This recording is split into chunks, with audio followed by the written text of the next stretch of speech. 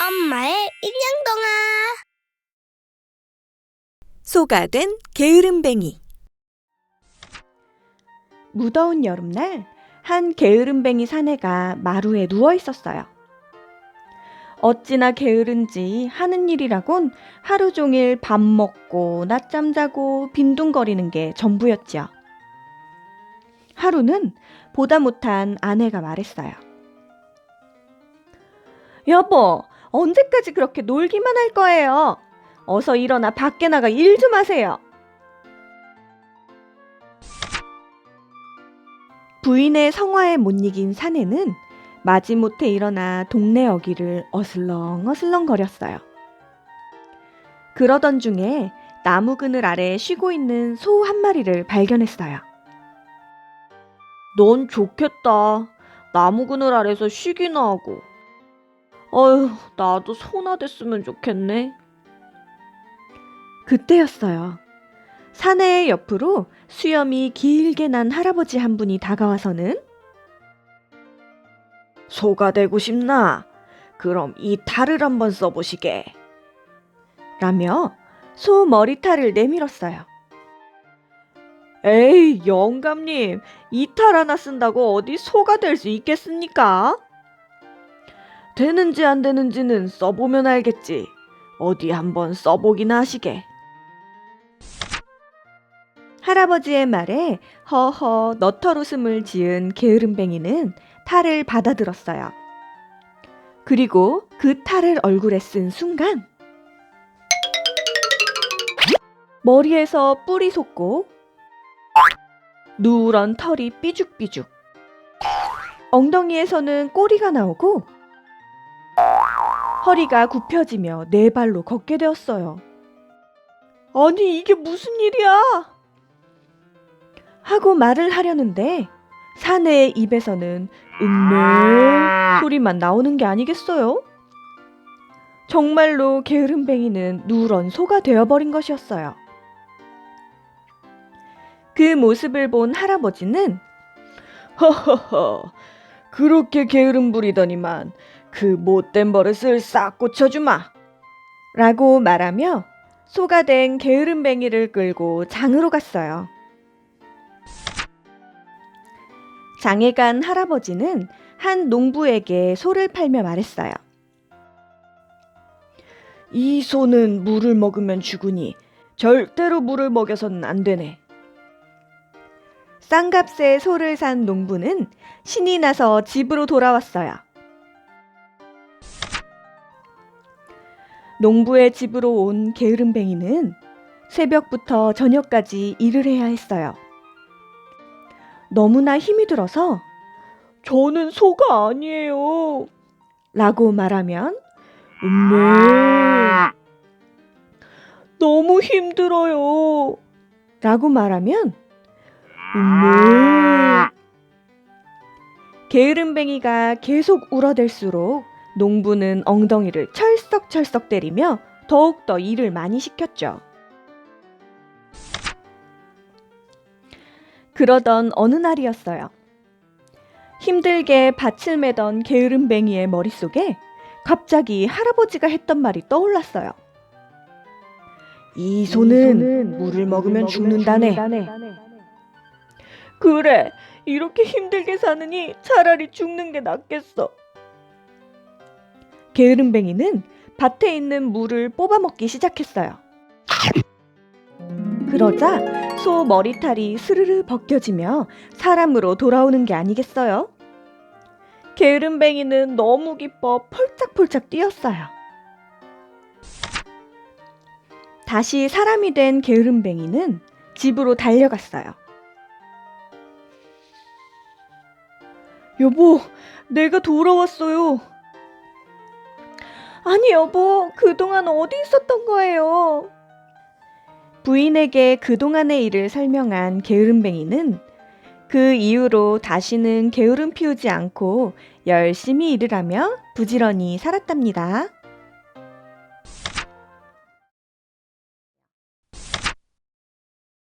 토끼와 자라. 하루는 용궁에 모든 대신들이 모였어요. 그건 바로 용왕님의 병 때문이었죠. 용왕님의 병이 위중하시다. 저로서는 더 이상 방법이 없습니다. 허나 육지에 사는 토끼의 간을 드시면 자도가 있을 것 같습니다. 그 말을 들은 대신들은 회의를 하였어요. 누가 육지로 가서 토끼를 잡아오시겠소? 하지만 아무도 선뜻 나서질 않았지요. 그때 자라가 말하였어요. 저는 땅 위에서도 움직일 수 있으니 제가 다녀오겠습니다. 그렇게 자라는 토끼를 찾으러 물 위로 올라갔어요. 긴 귀에 짧은 꼬리, 깡충깡충 뛰어다니는 동물이라. 그때 마침 자라의 눈앞을 지나고 있던 토끼를 발견하였지요. 잠시만요. 혹시 토끼님 되십니까? 네, 그런데요. 무슨 일이시죠? 물속에 있는 용궁에서 성대한 잔치가 열리는데 토끼님을 초대하고 싶어서 이렇게 찾아왔습니다. 바닷속에는 맛있는 음식도 많고 볼거리도 많으니 저와 함께 가보시겠습니까? 어머, 정말요? 좋아요. 그렇게 토끼는 자라의 등에 타고 용궁으로 가게 되었어요. 하지만 용궁에 도착하자마자 물고기 병사들이 토끼를 묶어 끌고 가는 게 아니겠어요? 토끼는 그제서야 자신이 자라에게 속은 것을 알게 되었지요. 토끼가 끌려간 곳은 용왕님 앞이었어요. 내 간이 그렇게 약효가 좋다 하여 너를 이리로 데려왔다. 내가 병이 들어 네 간이 필요하니 나에게 간을 내놓거라. 어머, 용왕님, 제 간이 약효가 좋은 걸 알고 계셨군요. 하지만 이를 어쩌죠? 제 간이 워낙 소중하다 보니 이렇게 화창한 날엔 꺼내서 바위 위에 말려놓는답니다. 아니, 이 세상에 간을 빼놓는 동물이 어디 있단 말이냐? 믿기 힘드시겠다면 어쩔 수 없지만 지금 제 배를 갈라서 제가 죽게 되면 간도 찾지 못하게 되니 이를 어쩐단 말입니까? 제가 자라와 함께 빨리 육지로 가서 간을 찾아오겠습니다. 그 말을 들은 용왕님은 자라에게 말했어요. 얼른 토끼를 데리고 가서 간을 찾아오도록 하여라. 네, 용왕님. 그렇게 토끼는 다시 육지로 나오게 되었지요. 하지만 땅에 도착하자마자 토끼가 깡충깡충 뛰어가며 말했어요. 감히 나를 속이다니! 세상에 간을 빼놓는 동물이 어딨냐? 내 똥도 약이 된다 하니 이거나 먹어라. 토끼는 동글동글한 똥을 쪼르륵 싸놓고 멀리 도망가 버렸어요. 아니 이를 어쩐단 말이냐. 자라는 하는 수 없이 토끼의 똥을 가지고 용궁으로 돌아갔어요. 그 후로 용왕님은 어떻게 되었을까요? 토끼의 똥 덕분에 병이 나았다나 뭐라나.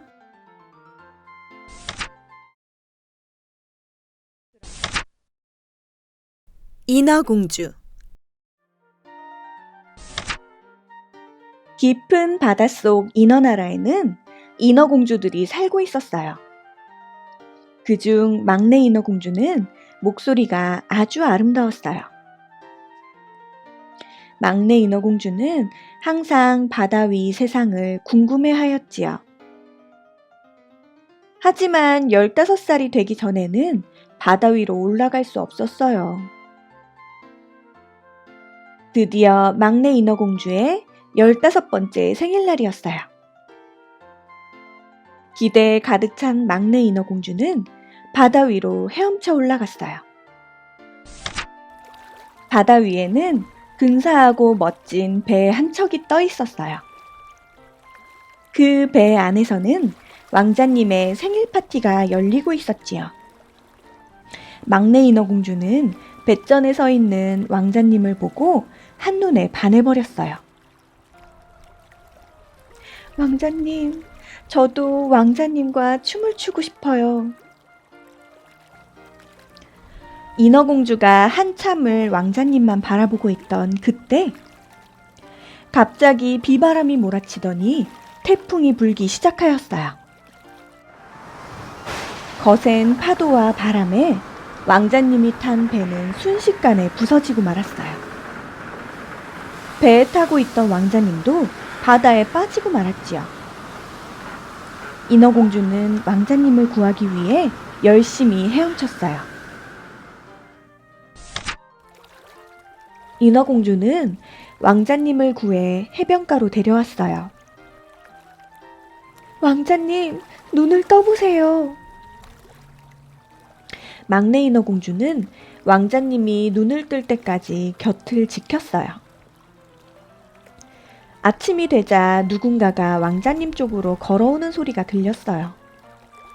인어공주는 황급히 바위 뒤로 몸을 숨겼어요. 왕자님에게로 걸어온 사람은 이웃나라의 공주였지요. 눈을 좀 떠보세요. 그 소리에 눈을 뜬 왕자님은 공주님에게 말을 하였어요. 당신이 저의 목숨을 구해주셨군요. 감사합니다. 바위 뒤에서 그 모습을 바라보고 있던 인어공주는 눈물을 흘렸어요. 하지만 자신의 모습을 들킬까봐 말을 할 수가 없었죠.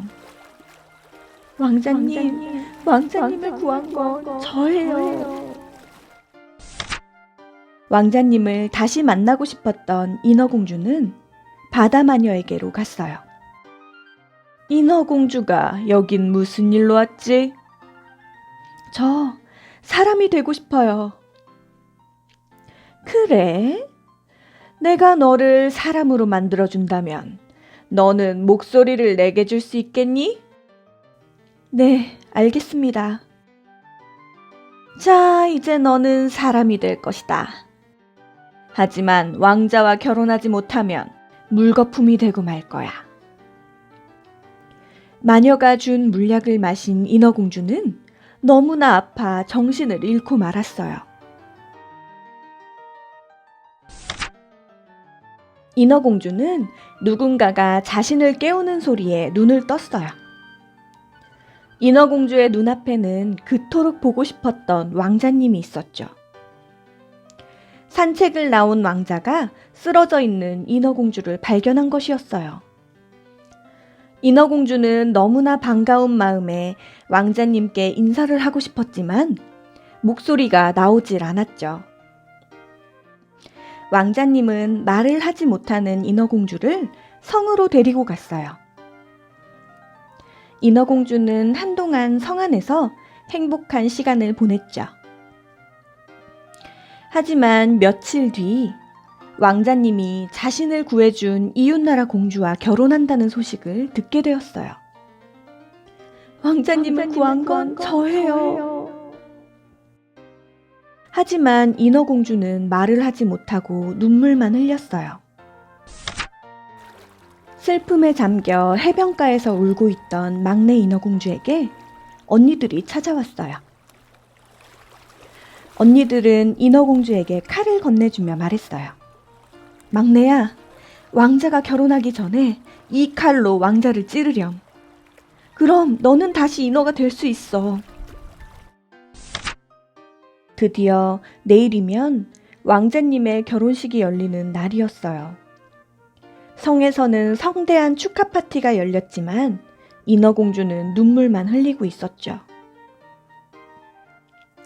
모두가 잠든 어두운 밤이 되자 인어공주는 왕자님의 방으로 들어갔어요. 하지만 도저히 왕자님을 찌를 수가 없었죠. 인어공주는 언니들이 준 칼을 버리고 바닷속으로 몸을 던졌어요. 그리곤 하얀 물거품이 되어버렸답니다.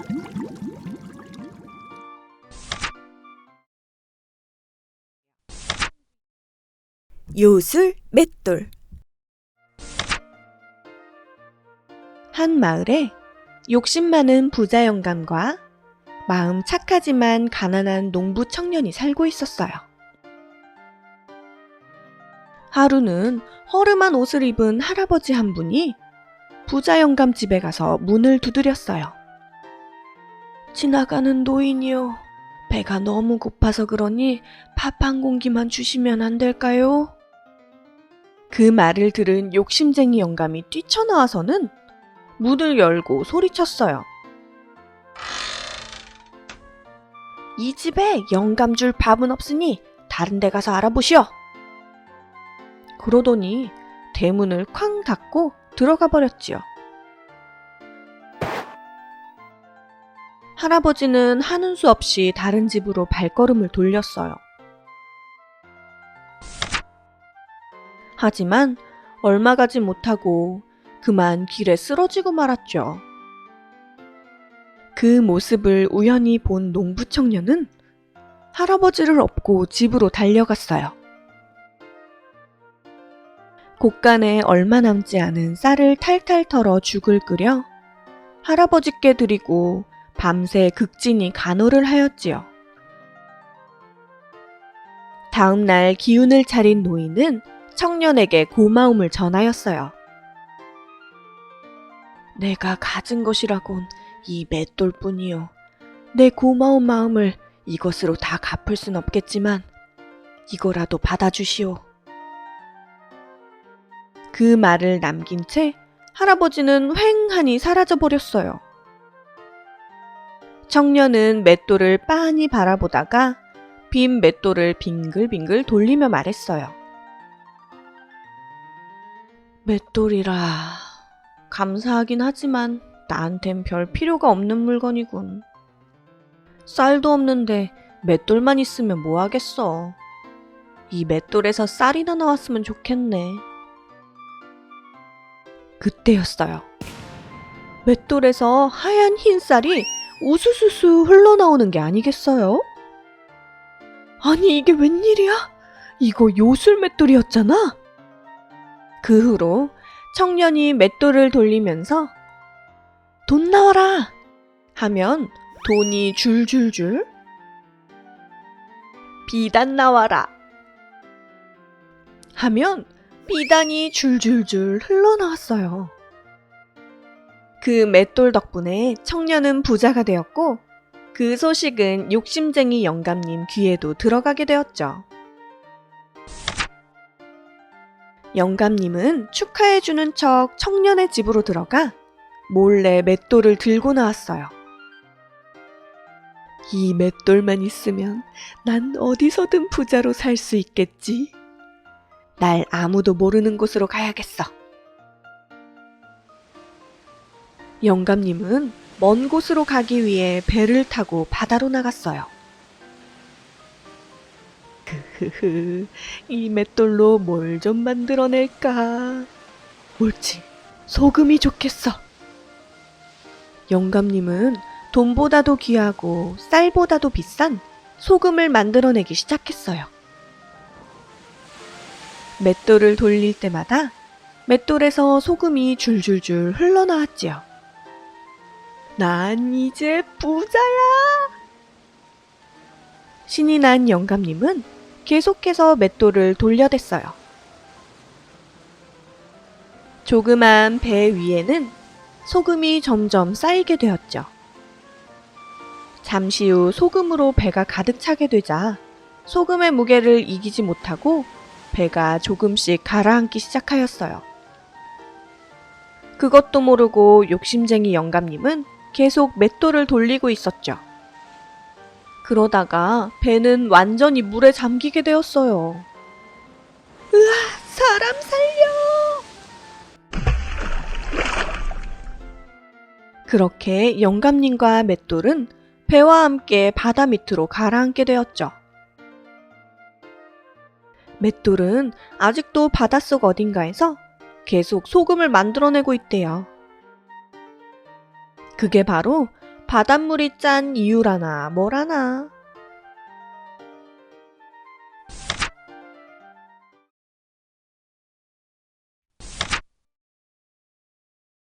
청개구리.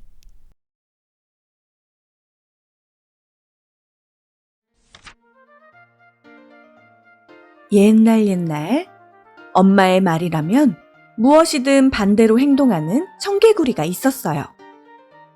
얘야, 이게 맛있으니 이거 먹으렴. 응? 싫어요. 전 저거 먹을 거예요. 엄마 개구리가 맛있는 것을 먹으라 해도 청개구리는 반대로 맛없는 것만 골라 먹었어요. 휴. 개구리들이 저마다 개굴개굴 거리며 목소리를 뽐냈어요. 개굴개굴, 개굴개굴. 굴개굴개, 굴개굴개. 오직 청개구리만이 다른 개구리들과 다르게 굴개굴개 거리면서 반대로 울었어요. 얘야, 굴개굴개가 아니고 개굴개굴이라고 해야지. 알겠어요. 굴개굴개굴개. 크크크크. 휴. 그런 청개구리를 보고 엄마 개구리는 한숨을 쉬었어요. 푹푹 찌는 어느 여름날이었어요. 얘야, 지금 연못 밖은 더우니 물속으로 들어와 있으렴. 아니요, 그럼 전 물 밖에 있을래요. 전혀 덥지 않은걸요. 아이고. 이윽고 밤이 되자 바람도 살랑살랑 불며 선선해졌어요. 얘야, 밤이라 물속은 춥단다. 풀숲으로 들어와서 잎사귀 덮고 자렴. 하나도 안 추워요. 오히려 더운걸요? 전 연못 속이 더 좋아요. 청개구리는 추워서 몸을 덜덜 떠는데도 물 밖으로 나오지 않았어요. 휴. 이렇게 말을 안 듣는 쟤를 어떻게 한담? 저리 가라 하면 이리로 폴짝, 이리 오라 하면 저리로 폴짝. 놀라고 하면 안 놀고, 놀지 말라고 하면 놀고. 대체 이 노릇을 어떻게 해야 할지 엄마 개구리의 걱정은 하루하루 늘어만 갔어요. 깊은 밤, 청개구리만이 잠도 안 자고 노래를 부르며 놀고 있었어요. 굴개굴개, 굴개굴개. 누가 오밤중에 노래를 불러? 시끄럽게. 죄송해요, 죄송합니다. 얘야, 캄캄한 밤에는 자고 낮에 놀아야지. 지금 놀고 싶단 말이에요. 너 정말? 굴개굴개, 굴개굴개. 아침이 되어서야 노는 것을 멈추고 잠이 든 청개구리를 보며 엄마 개구리의 한숨소리가 더욱 깊어졌어요. 휴. 청개구리가 엄마 개구리의 말을 안 들을 때마다 얼굴에 주름이 하나, 둘. 엄마 개구리의 한숨이 깊어질 때마다 피부가 쭈글쭈글. 점점 할머니 개구리처럼 변해갔어요. 어느 날이었어요. 얘야, 저 산속으로 들어가면 절대 안 된다. 알았지? 다른 건 다 엄마 말을 안 들어도 어쩔 수 없는데 이것만은 꼭 엄마 말 듣거라. 응? 엄마 개구리는 청개구리에게 당부하고 또 당부했어요. 알겠어요. 하지만 청개구리는 엄마 개구리의 간곡한 당부에도 불구하고 깊은 산속으로 들어갔어요. 하하하, 이렇게 좋은데 엄마는 왜 오면 안 된다는 거야? 연못 근처에는 없는 풀이랑 열매들이 잔뜩 있잖아. 청개구리는 산속 여기저기를 두리번거리며 구경하기 바빴어요. 커다란 구렁이가 청개구리에게 다가오는 것도 모른 채 말이죠. 한편 엄마 개구리는 연못 어디에도 청개구리가 없자 겁이 나기 시작했어요. 혹시 얘가 산속에 갔나? 엄마 개구리는 서둘러 산속으로 들어갔어요. 으악! 뱀이다! 청개구리는 자신을 잡아먹으려고 입을 크게 벌리고 다가오는 뱀이 너무나 무서웠어요. 그때였어요. 엄마 개구리가 몸을 던져 뱀의 머리를 내리치자 뱀이 그 자리에서 쓰러져 버렸어요. 하지만 엄마 개구리도 부딪힌 충격이 컸는지 그대로 쓰러져 일어나지 못했어요. 엄마! 청개구리는 울며 엄마 개구리에게 달려갔어요. 그러자 엄마 개구리가 힘겹게 말했어요. 얘야, 이 엄마가 죽거든. 꼭 연못 근처에 묻어주렴. 알았지? 엄마 개구리는 이번에도 청개구리가 반대로 행동할까봐 일부러 반대로 말해버린 것이었어요. 엄마. 그렇게 안타깝게도 엄마 개구리가 죽자 청개구리는 처음으로 엄마 개구리의 뜻을 따라 연못 근처에 무덤을 만들었어요. 엄마의 속마음도 모른 채 말이죠. 그 후로 비가 오는 날이면 청개구리는 엄마 개구리의 무덤이 혹여 떠내려갈까 더 큰 소리로 울었답니다. 개굴 개굴 개굴 개굴.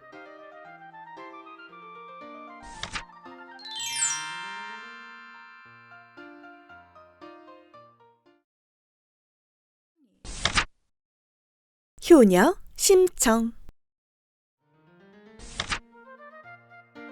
옛날 어느 마을에 앞을 못 보는 신봉사가 살았어요. 신봉사는 가난했지만 사랑하는 아내와 어린 딸이 있어 행복했지요. 그러던 어느 날 아내가 시름시름 앓더니 그만 세상을 떠났지 뭐예요. 아이고 여보, 나랑 이 어린 청이는 앞으로 어찌 살라고 먼저 갔소. 그러나 신봉사는 죽은 아내를 계속 그리워할 여유조차 없었어요. 그래, 조금만 기다리거라 청아. 이 아비가 젖을 구해올 테니. 신봉사는 우는 청이를 등에 들쳐업고 지팡이에 의지한 채 마을에 모여있는 아낙네들한테 갔어요. 아낙네들은 그런 신봉사와 청이가 불쌍해 젖도 물려주고 음식도 나눠주며 살뜰히 챙겨주었어요. 마을 사람들의 보살핌에 청이는 무럭무럭 자라 어느덧 숙녀가 되었어요. 아버지, 마을에 가서 일거리랑 먹을 것을 얻어올게요. 늦지 않게 돌아올게요. 아버지는 마을로 간 청이가 무사히 돌아오길 기다리고 또 기다렸죠. 이런, 오늘은 일이 많은가? 다른 날보다 많이 늦는구먼. 안 되겠다. 마중 나가서 기다려야겠어. 신봉사는 지팡이를 짚고 집을 나섰어요. 얼마쯤 갔을까요? 신봉사가 그만 냇가에 빠지고 말았어요. 사람 살려요. 개 아무도 없어. 물에 빠진 사람 좀 살려주소. 신봉사는 있는 힘껏 소리쳤어요. 그때 마침 길을 가던 스님 한 분이 물에 빠진 신봉사를 보고 서둘러 구해주었어요. 아이고, 누구신지 모르겠지만 정말 고맙소. 신봉사는 스님이 어디에 서 있는지도 모른 채 감사의 인사를 했죠. 앞도 안 보이는데 정말 큰일 날 뻔했습니다. 저는 저 산속 절에 있는 중이요. 부처님께 공양미 300석을 바치고 정성껏 기도드리면 눈을 뜰 수 있을 겁니다. 아이고 스님, 정말 공양미 300석을 바치고 기도를 드리면 앞을 볼 수 있단 말이요? 예, 그렇습니다. 신봉사는 눈을 뜨고 싶은 마음에 공양미 300석을 덜컥 약속하고 말았어요. 그날 밤 신봉사는 스님과의 약속 때문에 쉽게 잠이 들지 못했죠. 이를 본 청이는 아버지가 무슨 일이 있으신 건가 하고 걱정했어요. 저 아버지 무슨 일이라도 있으세요? 아이고 청아, 이 일을 어찌하면 좋단 말이냐. 신봉사는 낮에 있었던 일을 청이에게 모두 얘기하였어요. 공양미 300석을 어디서 구한다. 당장 먹을 쌀도 없는데. 아니야. 그래도 아버지 눈만 뜰 수 있다면. 청이는 300석을 구할 생각에 앞이 캄캄했지만 아버지를 안심시켰어요.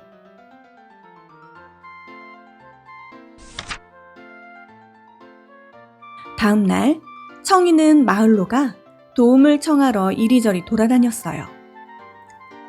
그러던 그때 우연히 뱃사람들이 인당수에 빠질 재물을 구한다는 소식을 듣고 그 길로 뱃사람들을 찾아가 사정 얘기를 했어요. 네, 너의 사정이 너무 딱하여 공양미 300석을 아버지께 잘 갖다 드릴 테니 너무 걱정 말거라.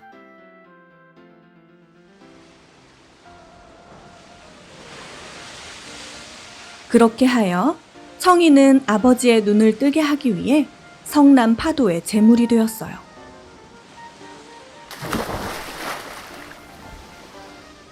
아버지, 꼭 눈을 뜨시고 부디 이 못난 딸을 용서하세요. 한참 후에야 이 소식을 들은 신봉사는 청이만 부르며 계속 울었어요. 바다에 빠진 청이는 바닷속 깊고 깊은 용궁에 도착하게 되었어요. 어찌하여 바다에 빠지게 되었는고? 청이는 용왕님께 그간 있었던 일들을 고하였어요. 청이의 이야기를 들은 용왕님은 심청이의 효성에 감동을 받아 다시 지상세계로 올려주기로 하였어요. 이 연꽃을 타고 올라가거라.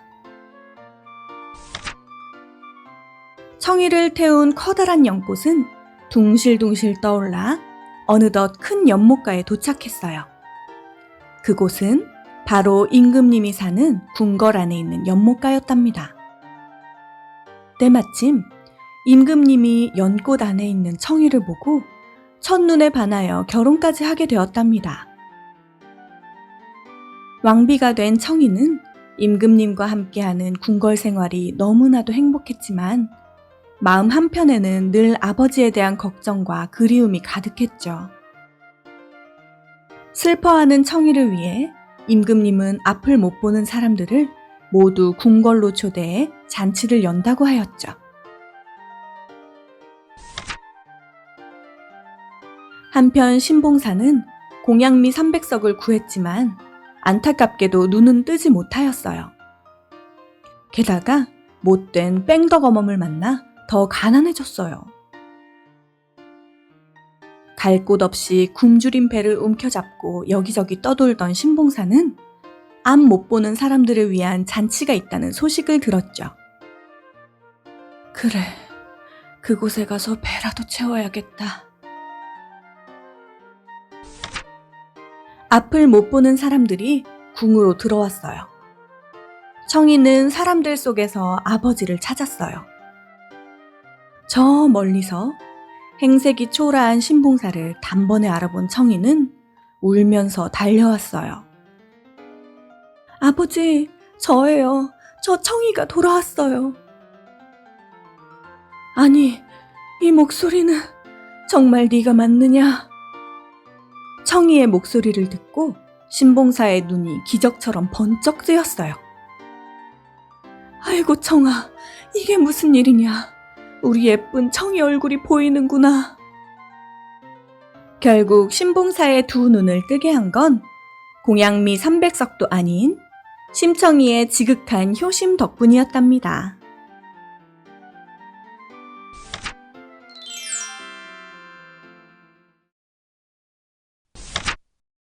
햇님의 방학.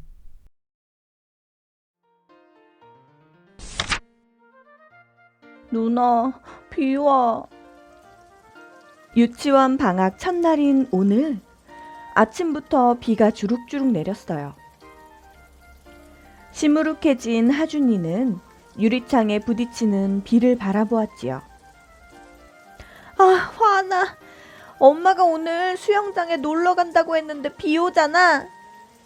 물 미끄럼틀도 파도 타기도 물놀이도 모두 못해. 하준이와 달리 하윤이는 잔뜩 화가 났어요. 하준아, 놀이터 가자. 하윤이는 엄마 몰래 동생 하준이를 데리고 나왔어요. 누나, 어디 가려고? 하준이는 쏟아지는 비를 보며 걱정스레 말했어요. 비 때문에 모두 다 울고 있잖아. 건물들도 나무도 지나가는 차들도 말이야. 하윤이는 우산 끝에 매달렸다 뚝 떨어지는 빗방울을 쳐다봤어요. 누나, 집에 가자. 아무도 없어. 싫어. 난 여기서 놀 거야. 너 혼자 집에 가. 비에 젖어 축 처진 놀이터를 보자 하윤이는 더 화가 났어요. 하준이는 누나의 손을 잡아 끌었지만 소용없었지요. 하준아, 저기 봐. 수영장이 생겼어. 놀이터 한가운데에 정말로 수영장만큼 커다란 물웅덩이가 생겨 있었어요. 첨벙. 하윤이가 발로 웅덩이를 건드렸어요. 그러자 웅덩이에 보이던 구름들이 이상한 모양으로 찌그러졌어요. 누나, 저기 봐! 옆에서 지켜보던 하준이가 물웅덩이를 가리키며 소리쳤어요. 뭐가? 아무것도 안 보여. 하준이가 가리킨 곳에는 온통 구름들 뿐이었어요. 누나, 저기! 하준이가 다시 소리쳤어요. 저게 뭐야? 이번에는 하윤이도 보았지요. 그것은 바로 물 위에 비친 반짝이는 빛이었어요. 하준아, 더 가까이에서 보자. 하윤이는 하준이랑 같이 빛이 비쳤던 물을 쳐다봤어요. 야! 엄마! 그때였어요. 하윤이와 하준이가 갑자기 물웅덩이에 빠져버렸어요. 두 남매는 웅덩이에 빠진 채 물살을 타고 어디론가 떨어지고 있었어요. 누나, 무서워. 여긴 어디야? 누나도 모르겠어. 하윤이와 하준이가 도착한 곳에는 사방에 온통 구름들 뿐이었어요. 누나, 저것 봐, 저거. 구름들 사이로 아까 웅덩이에서 보았던 것과 같은 빛이 보였어요. 하윤이와 하준이는 빛 쪽으로 다가갔어요. 안녕, 얘들아. 그곳에는 바로 햇님이 있었어요.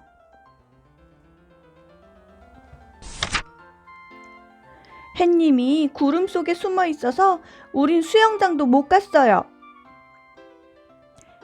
햇님이 웃으며 구름을 탁 치자 엄청 긴 무지개가 생겼어요. 야, 재밌다! 하윤이와 하준이는 무지개 미끄럼틀을 몇 번이고 신나게 탔어요. 자, 이번에는 눈싸움이다. 하윤이와 하준이는 옷이 다 젖도록 구름을 떼서 던지고 놀았어요. 하지만 전혀 춥지 않았어요.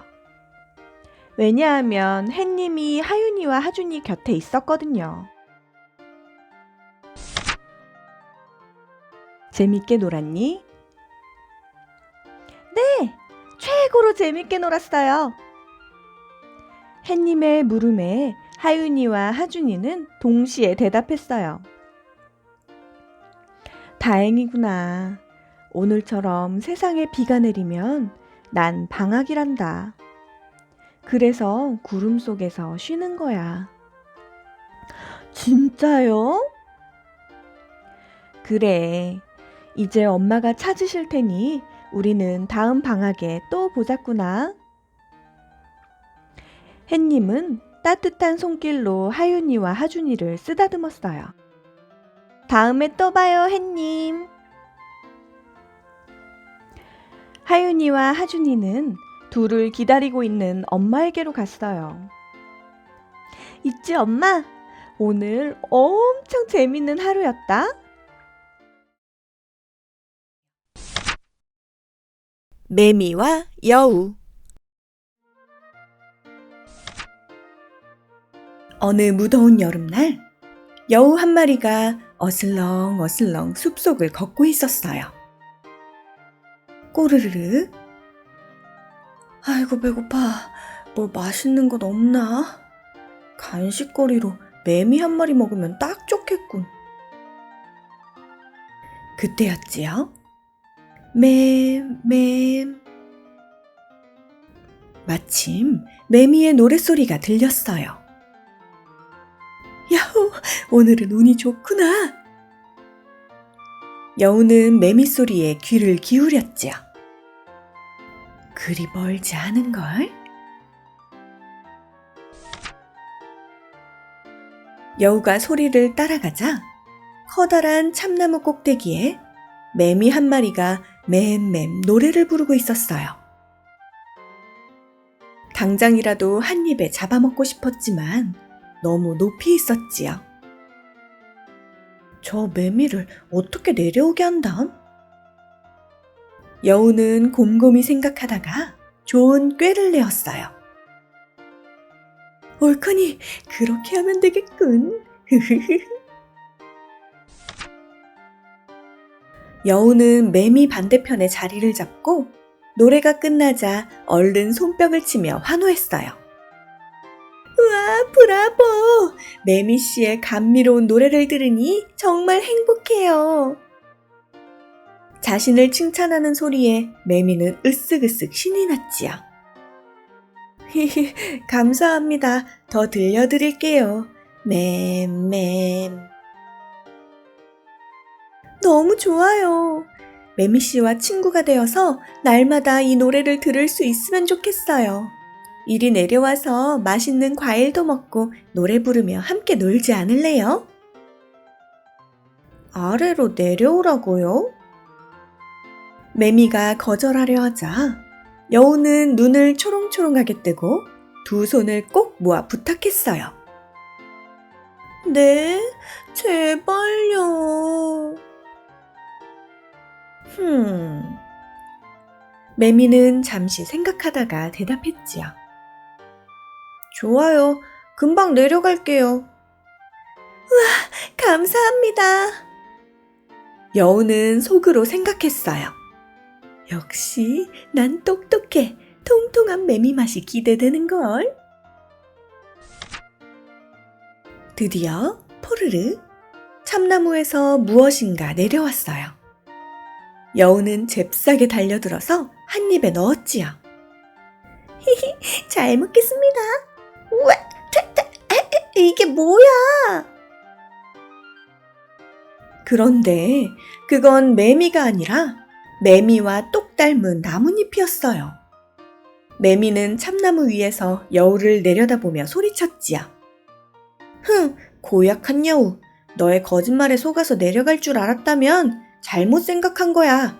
나는 여우똥에서 매미의 날개를 발견한 이후로 여우를 믿지 않기로 했거든.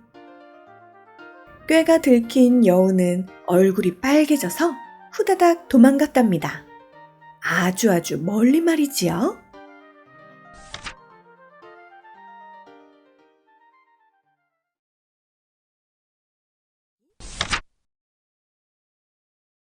신바트의 모험.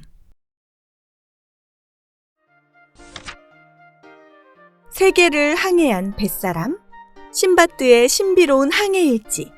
첫 번째 이야기. 신바드는 어릴 적 아버지로부터 물려받은 재산으로 호화롭게 살고 있었어요. 일은 하지 않고 매일 파티를 열고 맛있는 음식을 먹었지요. 돈을 소중하게 생각하지 않으니 계속 줄어들어서 결국 조금밖에 남지 않았어요. 신바드는 그제야 자신의 어리석음을 깨닫고 상인들과 함께 항해를 떠났어요. 신바드 일행은 페르시아만을 건너 인도로 향하였어요. 섬을 돌아다니며 물건을 사고 팔았지요. 어느 날 바람이 너무 거센 탓에 작은 섬 옆에 배를 대고 쉬어가기로 했어요. 물 위로 살짝 올라와 있는 푸른 목초지 같은 섬이었답니다. 선장은 돛을 걷고 섬에 가보고 싶은 사람은 가도 좋다고 허락하였어요. 신바드도 섬으로 올라갔지요. 신바드 일행은 섬에서 모닥불을 피우고 맛있는 식사를 하며 지친 몸을 쉬었어요. 그런데 그때 갑자기 섬이 출렁거리기 시작하지 뭐예요? 선원들은 이리저리 나뒹굴었지요. 배에 있던 사람들이 얼른 돌아오라고 소리쳤어요. 얼른 올라와! 섬이 아니라 고래의 등이야! 사람들은 재빨리 헤엄쳐 배로 돌아갔어요. 그러나 신바드만은 배에 오르지 못하고 고래와 함께 바닷속으로 빠져버렸어요. 나무 토막 한 개를 겨우 잡고 올라왔지만 배는 이미 떠나 있었지요. 신바드는 나무 토막에 의지해 파도에 몸을 맡긴 채 둥둥 떠다니다가 한 섬에 닿았어요. 비틀대며 섬 안으로 들어간 신바드는 먹을 만한 식물과 샘물을 마시며 기운을 차렸어요. 그러고 나서 섬을 둘러보기 시작했지요. 그러다 이상한 것을 발견했어요. 엄청나게 큰 알이었지요. 이런, 루크의 둥지인가 보군. 루크는 코끼리도 삼켜버린다는 엄청나게 큰 새예요. 하지만 이 사실을 알아차렸을 땐 어미 루크의 울음소리가 가까워지고 있었어요. 들켰다가는 단숨에 삼켜질 거야. 신바드는 알 사이에 숨어 있다가 어미 루크가 알을 품으려 앉는 순간 재빨리 허리띠를 풀어 루크의 다리에 자신의 몸을 단단히 묶었어요. 이윽고 루크는 다시 날아올라 어느 골짜기에 내려앉았어요. 신바드도 루크의 다리에서 내려왔지요. 이곳은 어딜까? 루크가 날아가고 주변을 둘러보던 신바드는 눈이 휘둥그레졌어요. 반짝이는 다이아몬드들이 돌멩이처럼 나뒹굴고 있지 뭐예요? 이야, 다이아몬드다! 신바드는 주머니 가득 다이아몬드를 쑤셔 넣었지요. 꽤 무겁네. 이걸 가지고 무슨 수로 올라간담? 그때 내리막길에서 커다란 고깃덩어리가 굴러와 신바드의 옆으로 턱 떨어졌어요. 고깃덩어리에는 다이아몬드가 잔뜩 박혀 있었지요.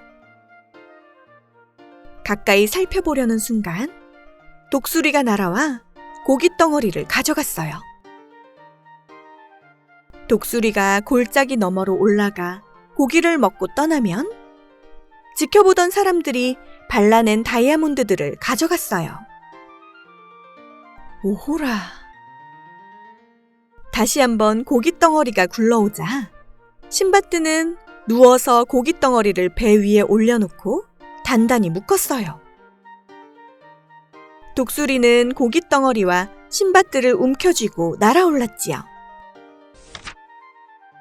폭신한 풀숲이 펼쳐지자 신바뜨는 몸을 흔들어 독수리로부터 떨어졌어요. 데려다줘서 고마워.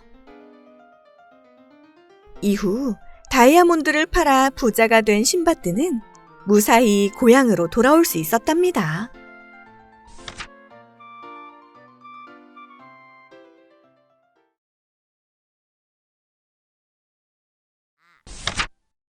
까만 콩. 얘들아, 조금만 기다려. 엄마가 맛있는 밥 해줄게.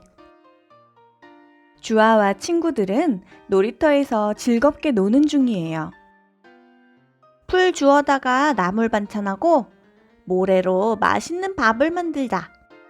건강에 좋은 돌멩이 콩도 넣어야지. 주아는 떨어진 잎들과 모래 속에 숨어 있는 작고 까만 알갱이들을 주웠어요. 이 돌멩이들은 진짜 콩 같다. 주아는 그 알갱이들을 요리조리 살핀 후 주머니에 쏙 넣었어요. 엄마, 이것 좀 봐봐. 이게 뭐야? 이거.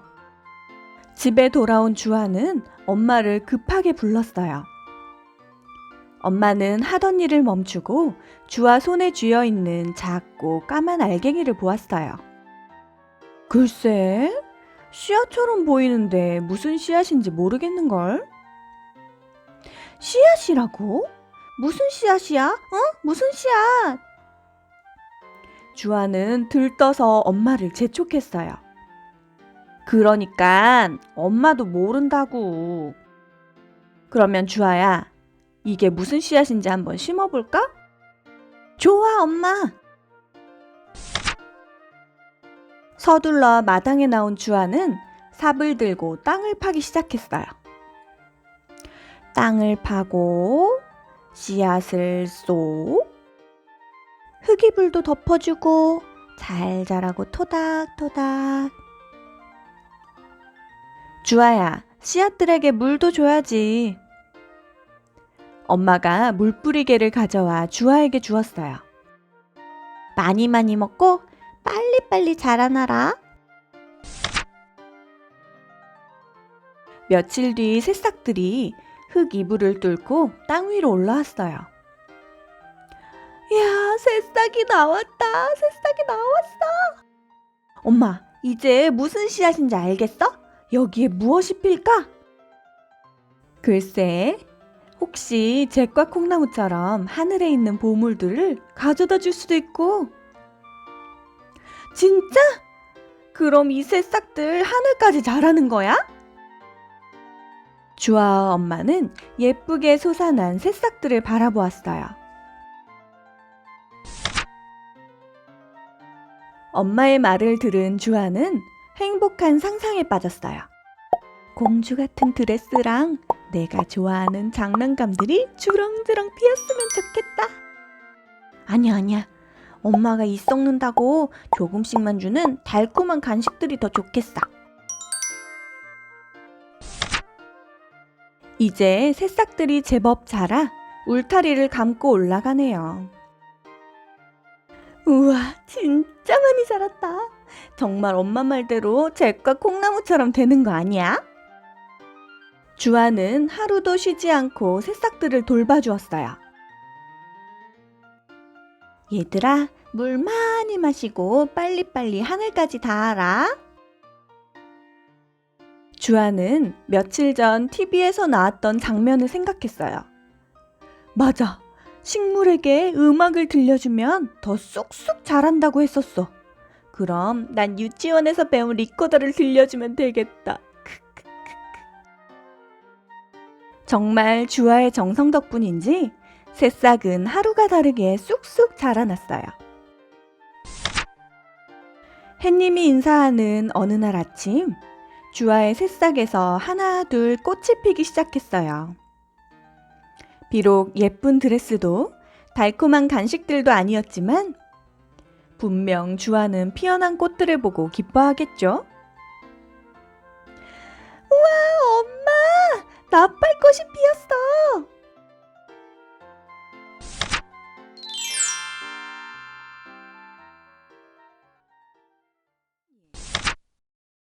나무 그늘을 산 청년. 옛날 어느 한 마을에 욕심 많은 부자 영감이 살고 있었어요. 그 영감은 욕심도 많지만 고집불통에 심술궂어서 마을 사람 그 누구도 영감님과 친하니가 없었지요. 그날도 집 앞 커다란 나무가 만들어준 시원한 그늘에 영감님 혼자만 앉고는 아무도 앉지 못하게 했어요. 아이고, 시원하다. 이렇게 좋은 걸 왜 남들이랑 같이 써? 나만 써야지. 히히히. 그때였지요. 한 청년이 땀을 뻘뻘 흘리며 냉큼 나무 그늘 아래로 들어왔어요. 휴, 이제야 살 것 같다. 이렇게 크고 좋은 나무 덕분에 시원한 그늘이 생겨 참으로 다행입니다. 안 그렇습니까, 어르신? 네 이놈! 왜 함부로 내 그늘에 들어오느냐? 네? 영감님은 그늘 안에 있는 청년에게 호통을 쳤지요. 청년은 영감님이 무슨 이유로 자신에게 화를 내는지 도통 알 수가 없었어요. 이 나무는 할아버지의 할아버지 때부터 여기 있었으니 우리 집안 것이니라. 그러니 그늘 또한 내 것이지. 그럼 누구 것이란 말이냐? 어서 썩 나가지 못할까? 영감님은 청년을 그늘 밖으로 내쫓았지요. 청년은 영감님의 행동에 몹시 당황했어요.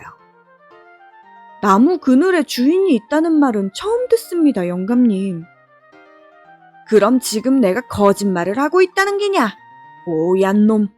이 나무 그늘은 앞으로도 계속 내 것이니 오늘 같은 행동은 2번 다시 하지 말거라. 알겠느냐? 말도 안 되는 영감님 고집에 단단히 화가 난 청년은 잠시 고민을 했지요. 그럼 영감님, 저에게 이 나무 그늘을 파시지요. 제가 사겠습니다. 청년의 말을 들은 영감님은 깜짝 놀랐어요. 에? 이 나무 그늘을 자네가 사겠다고? 살 돈은 있고? 영감님은 기뻤지만 애써 태연한 척하며 침착하게 청년에게 물었지요. 네, 마침 돈이 있으니 제가 사겠습니다. 5냥은 줘야 될 텐데. 5냥씩이나요? 당연하지. 5냥 밑으로는 어림도 없으니 못 사겠거든 그만두게나. 청년은 영감님의 터무니없는 말에 화가 났지만 어쩔 도리가 없었어요. 좋습니다. 여기 5냥 있습니다. 영감님은 청년이 준 5냥을 보고 속으로 기뻐했지요. 저런 멍청한 놈. 어느 누가 그늘을 돈을 주고 산단 말이야? 잘 생각했네. 내 자네인이 특별히 5냥만 받은 걸세. 다른 이였으면 5냥으론 어림도 없지. 그럼 이제부터 이 그늘은 자네 것이니 잘 쓰게나. 영감님은 돈을 받자마자 후다닥 집으로 들어갔어요. 몇 시간이 흐르자 영감님 집 마당에서 시끄러운 소리가 들렸지요. 누가 이렇게 시끄럽게 떠드는 거야? 네 이놈! 응? 아니, 자네가 왜 내 집 안에 있나? 영감님은 자신의 집 마당에서 시끄럽게 떠드는 사람을 보고 깜짝 놀랐어요. 왜라뇨, 영감님? 아까 영감님께서도 그러시지 않았습니까? 이제부터 이 그늘은 제 것이라고요. 시간이 지나 그늘이 이 안으로 들어왔으니 저도 들어온 것이죠. 안 그렇습니까, 영감님? 영감님은 청년의 행동이 몹시 못마땅했지만 아무 말도 할 수 없었지요. 이런, 그늘이 햇빛에 따라 길어진다는 것을 깜빡했구나. 돈도 이미 받았고 내가 한 말이 있으니 내쫓을 수도 없고 이 일을 어찌할꼬. 그 뒤로도 청년은 매일매일 나무 그늘 그림자가 움직이는 대로 영감님 집 여기저기를 제 집처럼 마음대로 다녔어요. 그뿐만 아니라 동네 사람들까지 데려와 함께 그늘 아래 쉬면서 웃고 떠들며 놀았지요. 게다가 실수로 영감님이 그늘을 조금 밟기라도 하면 청년의 고함 소리를 피할 수 없었답니다. 아휴, 내 집인데 마음대로 돌아다닐 수가 있나. 해 뜨고 해가 지기 전까지 저렇게 죽치고 떠드는 이들 때문에 조용히 살 수가 있나. 이거 참 미치겠네, 미치겠어. 이러지도 저러지도 못하는 영감님은 속만 까맣게 타들어갔어요. 마침내 참다 못한 영감님은 청년에게 사정했지요. 이보게, 내가 5냥을 돌려줄 터이니 나무 그늘 다시 주게나. 하지만 청년은 단호하게 거절했어요. 싫습니다. 이렇게 시원하고 좋은 그늘을 제가 왜 다시 팝니까? 달리 방법이 없었던 영감님이 다시 사정했어요. 그럼 5냥의 2배인 10냥을 주겠네. 어떠한가? 10냥도 싫습니다. 그럼 20냥 주겠네. 싫습니다. 영감님과 청년 둘 다 쉽게 물러서지 않았어요. 좋아, 내 30냥 주겠네. 더 이상은 안 되네. 안 됩니다. 뭐라고? 30냥도 싫단 말인가? 네. 몹시 화가 난 영감님은 씩씩대며 큰 자루 하나를 청년 앞에 내려놓았지요. 100냥일세. 더 이상은 안 되니 제발 이거 받고 다시 나에게 나무 그늘을 돌려주게나. 100냥이요? 제가 손해보는 거지만 영감님을 봐서 다시 돌려드리지요. 자, 이제부터 이 나무 그늘은 다시 영감님 것이니 저는 이만 가겠습니다. 그럼 안녕히 계세요. 청년은 100냥이 든 묵직한 자루를 들고 신이 나서 콧노래를 부르며 영감님 집에서 나갔답니다. 아이고, 내 100냥, 아까운 내 100냥.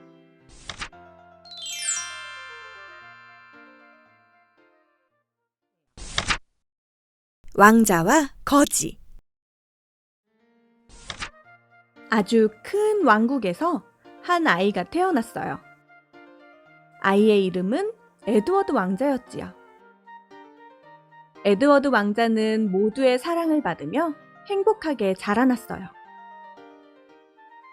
에드워드 왕자가 태어난 날, 한 가난한 집에도 아이가 태어났어요. 그 아이의 이름은 톰이었어요. 톰의 집은 너무나 가난해서 톰은 마구간 집 위에서 잠을 잤고 매일 배가 고팠어요. 어느덧 시간이 흘러 에드워드 왕자와 톰이 13세가 되었어요. 에드워드 왕자는 모든 것이 풍족했지만 성 안에서의 생활이 너무나 따분하게 느껴졌죠. 왕자님, 역사 공부할 시간이 옵니다. 매일 공부. 어느 날 성 안을 돌아다니던 왕자는 시끄러운 소리를 듣게 되었어요. 이 거지가 여기가 어디라고 들어오는 게냐? 왕자가 가까이 가보니 한 소년이 경비병들에게 쫓겨나고 있는 중이었어요. 불쌍한 아이에게 이게 무슨 짓이냐? 당장 그 아이를 들여보내도록 하여라. 왕자는 그 아이를 성 안으로 데려와 맛있는 음식을 대접하였어요. 난 에드워드야. 넌 이름이 뭐니? 저는 톰이에요. 톰, 너는 매일 어떻게 지냈니? 저는 친구들과 산을 뛰어다니기도 하고 강에서 수영도 한답니다. 우와, 정말 좋겠다. 나도 너처럼 자유롭게 살 수 있다면 좋을 텐데. 무슨 말씀이세요? 전 왕자님이 부러운걸요. 이렇게 좋은 성에서 맛있는 음식을 먹고 살면 소원이 없겠어요. 그럼 우리 옷을 바꿔 입어볼래? 왕자와 톰이 서로의 옷을 바꿔 입고 거울 앞에 서자 둘은 깜짝 놀랐어요. 너랑 나랑 쌍둥이같이 닮았잖아. 우리 오늘 하루만 바꿔서 살아보는 게 어때? 넌 이 성 안에서 왕자가 되고 나는 밖에서 거지가 되는 거야. 왕자는 톰의 옷을 입고 신이 나서 성 밖으로 나왔어요. 신나는 하루를 보내고 왕자가 다시 성으로 들어가려 하자 경비병들이 에드워드의 앞을 가로막았어요. 이 거지 녀석! 여기가 어디라고 또 나타난 기냐? 지난번에도 너 때문에 왕자님한테 혼났잖아! 경비병들은 거지를 성 밖으로 끌어냈어요. 못들하는 게냐? 난 이 나라의 왕자다. 내가 에드워드란 말이다. 하지만 경비병들은 들은 척도 하지 않았죠. 거리로 쫓겨난 왕자는 길에 있는 사람들에게 외쳤어요. 난 이 나라의 왕자다. 어서 날 성으로 데려다다오. 하지만 지나가던 사람들은 그런 에드워드를 비웃었죠. 저 거지가 드디어 정신이 나갔나 보군. 자기가 왕자라니. 왕자는 비웃는 사람들을 피해 달아났어요. 그러고는 마을을 헤매기 시작하였죠. 길에서 잠을 자기도 하고 굶주린 백성들을 돌아보기도 하였어요. 난 모든 백성들이 다 편하게 사는 줄만 알았는데 이렇게 힘들게 사는 사람들이 많았다니. 한편 왕자와 옷을 갈아입은 톰은 너무 기뻐 어쩔 줄을 몰랐어요. 푹신한 침대에 누워도 보고 맛있는 음식을 잔뜩 먹어보기도 하였죠. 하지만 한참이 지나도 왕자가 돌아오지 않자 점점 지루해졌어요. 왕자로 살면 좋기만 할 줄 알았는데 그렇지도 않구나. 그래서 신하들에게 자신이 왕자가 아니라고 말하였지만 아무도 믿어주지 않았죠. 그러던 어느 날 임금님이 세상을 떠나고 말았어요. 그래서 톰이 왕의 자리에 올라야 했죠. 그리고 톰이 왕이 되는 날이 되었어요. 신하들이 톰에게 왕관을 씌우려는데 갑자기 성의 문이 벌컥 열리며 누군가가 뛰어들어왔어요. 잠깐! 내가 진짜 왕자다. 내가 에드워드란 말이다. 거지 옷을 입은 에드워드가 외치자 성 안에 있던 모든 사람들이 놀랐어요. 뒤따라온 병사들이 에드워드를 끌어내려 하자 톰이 외쳤어요. 멈추시오. 저분이 진짜 왕자입니다. 톰은 에드워드 왕자에게 왕관을 씌워주었어요. 그렇게 둘은 각자의 자리로 돌아가게 되었죠. 왕이 된 에드워드는 그 어떤 왕보다도 백성들을 잘 보살피는 왕이 되었답니다.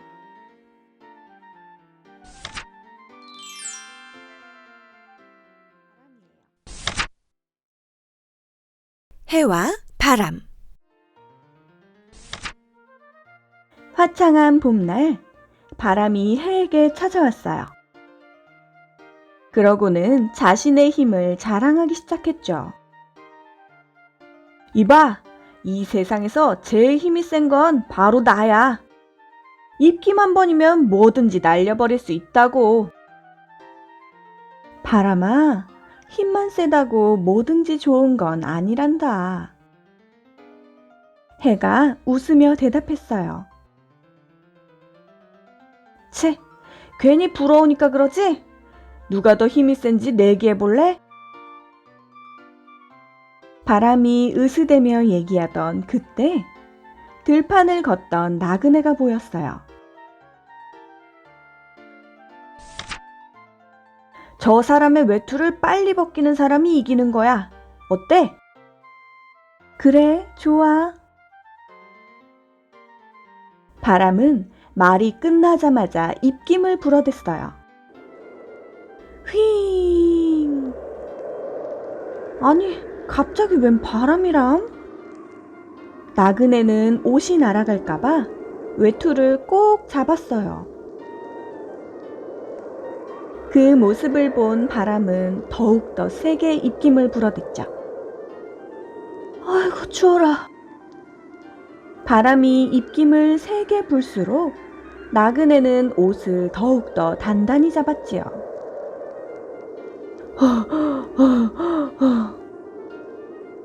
힘껏 입김을 불던 바람이 먼저 지쳐버렸어요. 아, 힘들어. 더 이상은 못하겠다. 그 모습을 지켜보던 해가 말했어요. 그럼 이제 내 차례지? 해는 방긋 웃으며 뜨거운 햇빛을 비추기 시작했어요. 아까는 그렇게 춥더니 갑자기 또 더워지네. 날씨 한번 변덕스럽구만. 나그네는 땀을 흘리기 시작했어요. 그리고 꽁꽁 여몄던 외투의 단추를 풀어버렸죠. 그 모습을 본 해는 더욱더 강한 빛을 비추었어요. 아이고, 더워라. 뭔 날씨가 이렇게 덥냐? 참다 못한 나그네는 외투를 벗어버렸어요. 그렇게 해와 바람의 시합이 끝이 났어요. 봤지, 바람아? 힘이 센 것만이 좋은 건 아니란다. 그 말을 들은 바람은 너무 부끄러워 멀리 달아나 버렸답니다.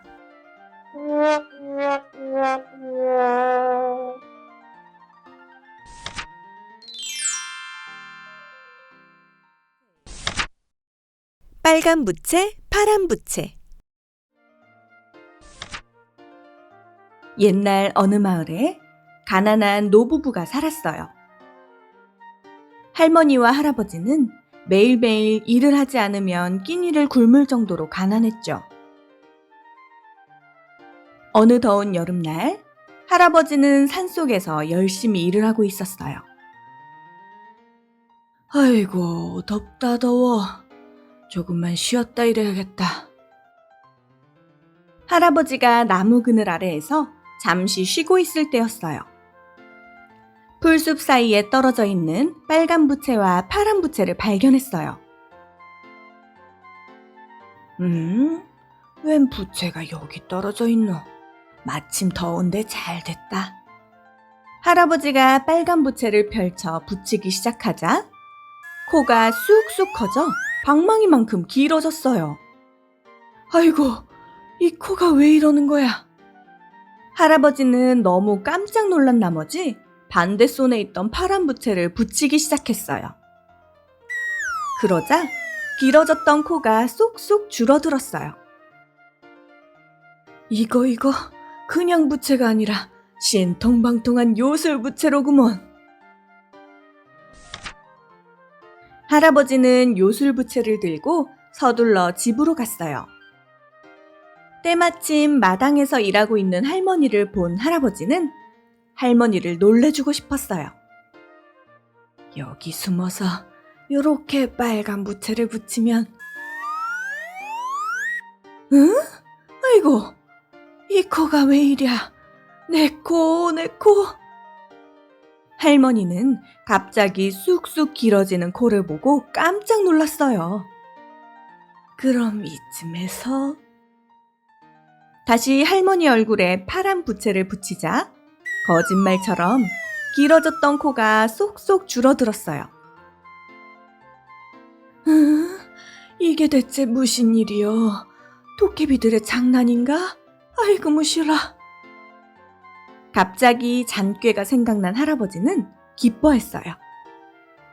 요거 잘만 하면 큰 돈을 벌 수 있겠구먼. 할아버지는 그 마을에서 가장 큰 부자인 김영감 댁으로 갔어요. 아무도 모르게 살금살금 집 안으로 들어간 할아버지는 대청마루에 앉아 쉬고 있는 김영감 얼굴에 빨간 부채를 살랑살랑 붙였어요. 그러자 김영감의 코도 점점 길어졌어요. 아이고, 내 코가 왜 이러느냐? 그날로 김영감님은 길어진 코 때문에 몸져 눕고 말았어요.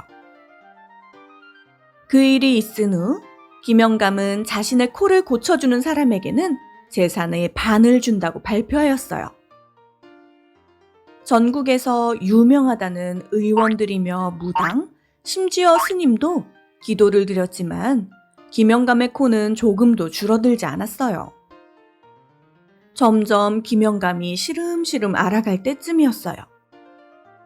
영감님, 안에 계시오? 할아버지가 물바가지를 들고 방 안으로 들어왔어요.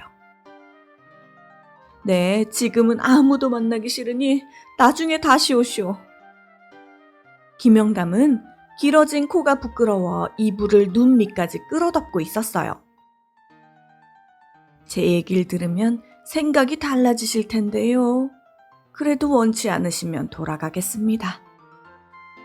아니, 대체 무슨 얘기길래 그러는지 드러나 봅시다. 할아버지는 김영감 앞에서 차근차근 이야기를 해나갔어요. 그게 정말이요? 이 샘물만 마시면 코가 다시 작아질 수 있어?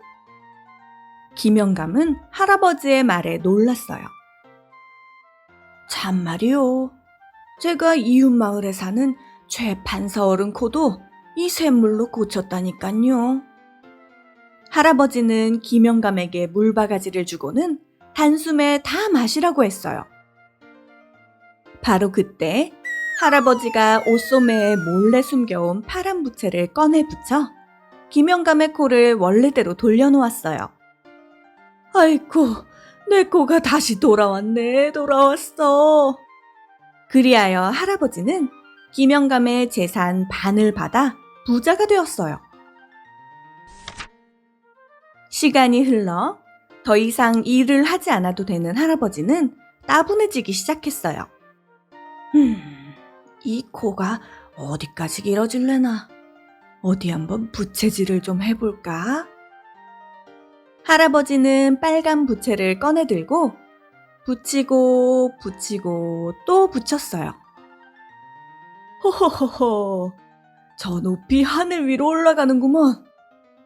할아버지의 코가 계속 길어져 마침내 하늘 위 옥황상제의 궁까지 올라가고 말았어요. 그 모습을 본 옥황상제는 화가 나 신하들에게 코를 꼼짝 못하도록 묶으라고 명령했어요. 여봐라, 저 할아범의 코를 나무에 꽁꽁 묶어 혼쭐 내주거라. 아이고 코야, 코끝이 왜 이리 아픈 게야?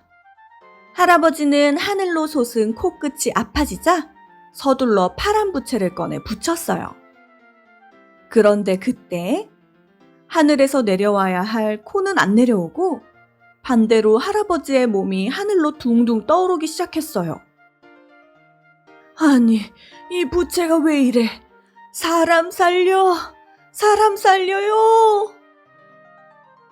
할아버지가 당황해 부채를 더 빨리 붙이자 할아버지의 몸도 덩달아 더 빨리 하늘 높이 올라갔어요. 점점 하늘 위로 올라오는 할아버지를 본 옥황상제는 묶은 코를 풀어주라고 명령하였어요. 고얀 영감탱이, 이 정도로 혼쭐 났으면 더 이상 저 부채로 장난은 치지 않겠지. 마침내 묶여있던 코가 풀린 할아버지는 땅으로 떨어지고 말았어요. 그 후로 요술부채들은 어떻게 되었냐고요? 글쎄요. 할아버지가 땅으로 떨어지면서 어디로 사라진 건지 지금까지도 찾지 못했다나 뭐라나.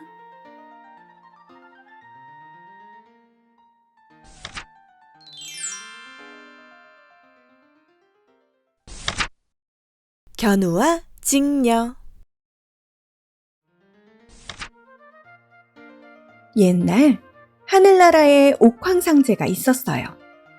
그 옥황상제에게는 직녀라는 어여쁜 딸이 있었는데 하늘나라에서 배를 가장 잘 짜기로 유명했지요. 직녀는 하루도 빠짐없이 열심히 배를 짰어요. 아가씨, 날도 좋은데 나가셔서 놀기도 하면서 쉬엄쉬엄 일하셔요. 매일 이렇게 방 안에서 배만 짜지 마시고. 난 배 짜는 일이 가장 즐거운걸. 아휴, 참. 유모는 하루 종일 배만 짜는 직녀가 걱정되었지요. 그리고 직녀만큼이나 부지런한 사람이 또 하나 있었어요. 바로 견우였지요. 견우는 소를 돌보는 목동이었어요. 견우 역시 하루도 빠짐없이 소를 잘 돌봐 하늘나라에서 칭찬이 자자했지요. 하늘나라엔 견우만큼 부지런한 사람도 없다니깐. 맞네.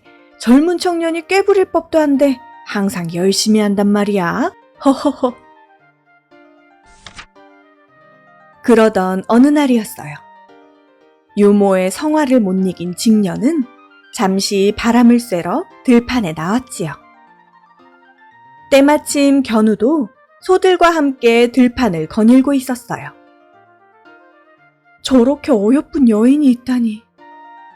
견우는 직녀를 보는 순간 첫눈에 반하였죠. 직녀 역시 멋있게 생긴 견우가 너무 좋았어요. 그렇게 둘은 옥황상제께 허락을 받은 후 결혼하였지요. 견우와 직녀는 매일매일이 행복했어요. 직녀님, 꽃 구경하러 가요, 우리. 네, 좋아요, 견우님. 들판에 핀 꽃들을 보면서 견우와 직녀는 즐거운 시간을 보냈지요. 또 다음 날이 되었어요. 견우님, 오늘은 저 산으로 놀러 가요. 그럽시다. 갈 길이 머니 우리 함께 소를 타고 가요. 일을 어쩌면 좋아. 아가씨가 매일 견우님과 놀러 다니시느라 배를 안 짜시네. 옥황상제님이 아시면 불호령이 떨어질 텐데. 유모는 일은 안 하고 매일 놀러 다니는 직녀가 걱정되었어요. 견우 또한 직녀와 함께 놀기만 하여 소들을 전혀 돌보지 못했죠. 이런, 견우가 전혀 소를 돌보지 않으니 큰일이군. 결국 이 일을 알게 된 옥황상제는 크게 노하였지요. 뭐시라? 직녀와 견우가 일은 전혀 안 하고 놀기만 한다고? 당장 둘을 불러오너라. 옥황상제에게 불려간 둘은 그제서야 잘못을 깨달았지만 때는 이미 늦어 있었죠. 오늘부터 저 둘을 은하수 사이에 두고 떨어뜨려 놓거라. 다만 부부의 연을 생각하여 1년에 단 한 번 음력 7월 7석에만 만날 수 있게 기회를 주마. 견우님, 직녀님. 둘은 그날부터 떨어져 지내게 되었어요. 다음 해 음력 7월 7일이 되자 견우와 직녀는 서로를 만나기 위해 달려갔어요. 하지만 둘은 은하수 때문에 만날 수가 없었지요. 까치와 까마귀는 멀리서 바라만 보며 슬퍼하는 견우 직녀가 너무 안타까웠어요. 우리가 저 둘이 만날 수 있게 도와주자. 그래. 수많은 까치와 까마귀가 날아와 다리를 만들어 주었지요. 그리고 그 다리를 오작교라고 불렀어요. 견우님, 직녀님, 너무 보고 싶었어요. 저도요. 둘은 짧은 만남을 아쉬워한 채 헤어져야 했어요. 내년에 꼭 다시 만나요, 직녀님. 견우님. 음력 7월 7일에 내리는 비는 견우와 직녀가 만나 기뻐서 흘리는 눈물이 비가 되어 내리는 것이랍니다.